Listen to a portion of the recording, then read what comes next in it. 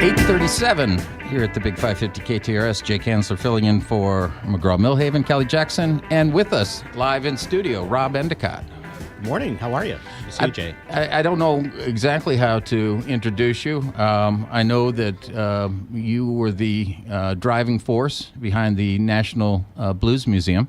Is that correct? That's right. I'm one of several driving forces. There have been a lot of people involved in the project, but I've been at it for over 5 years. In 2011, I got involved, and we just opened this year, so it's been a long time coming, a long project. So. And I want to come back around to the Blues Museum because I want people to know about it, and maybe over this holiday season when folks have time off to get down there and really visit and see what it has to offer.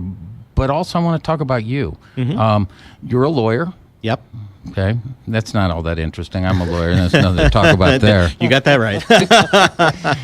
But you're also a jazz musician. Yeah. And now, you're.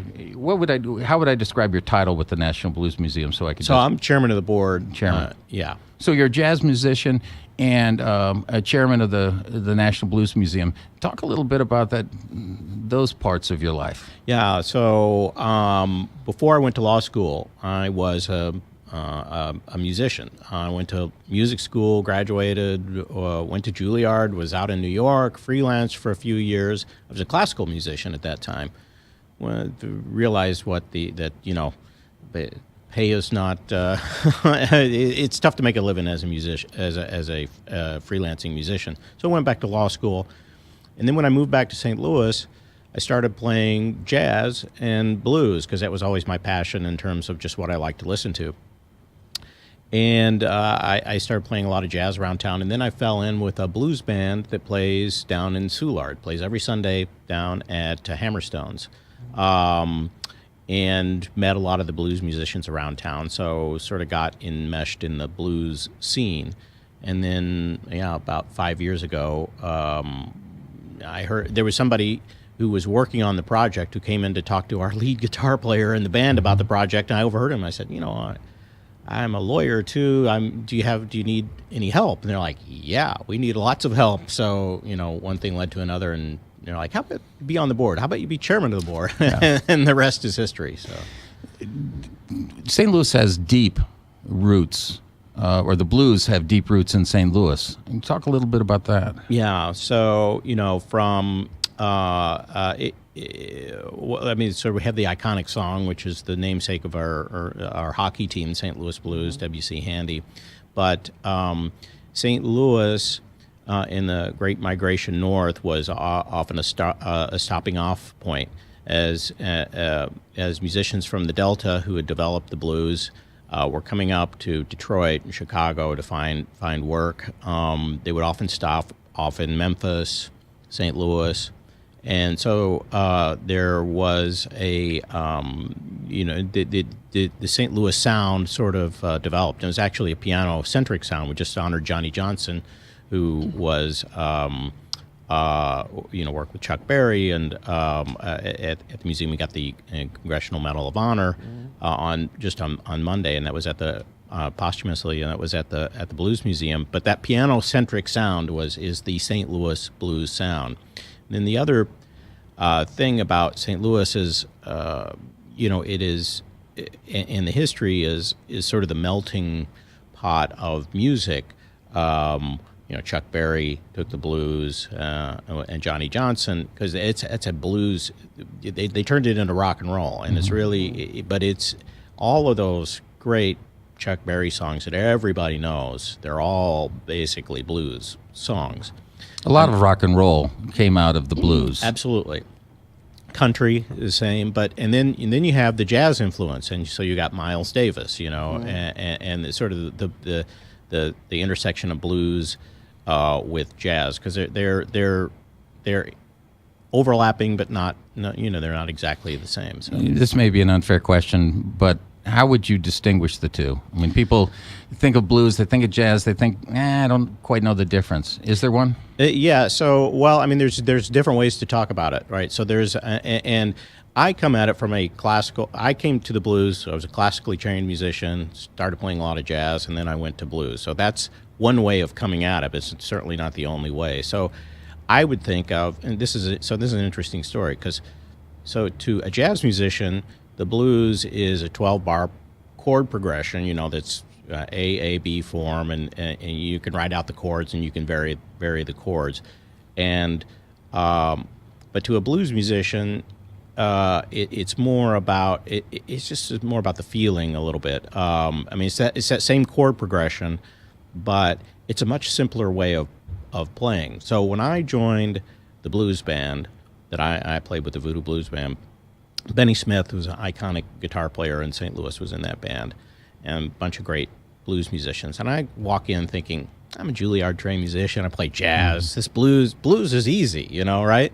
And there were 7 guys in the band when I joined the band. And at about the first hour into it, I said, I'm the 7th best blues player in this band.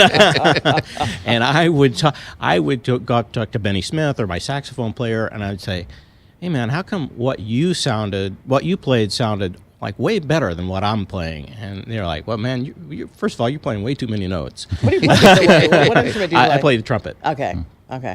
And so that band we call ourselves a blues band, but it's really a Memphis soul band. So there's that sort of the Memphis, because we have a horn section in the band, and it's like Booker T and the MGs.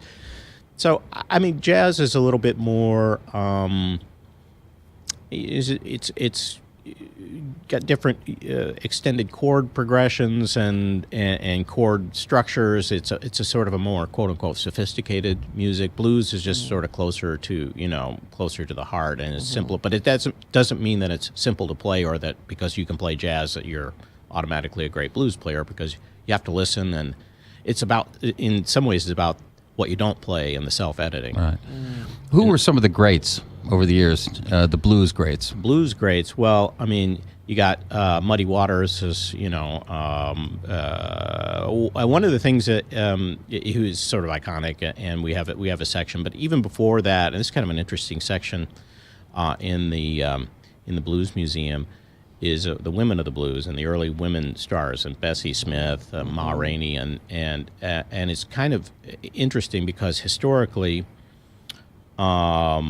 they were the first big blues stars, and they had elaborate tent shows and elaborate costuming and that sort of thing. So, and Bessie Smith is an iconic name, but the sort of the idea of the itinerant bluesman, sort of walking around with the guitars on his back from place to place in the South.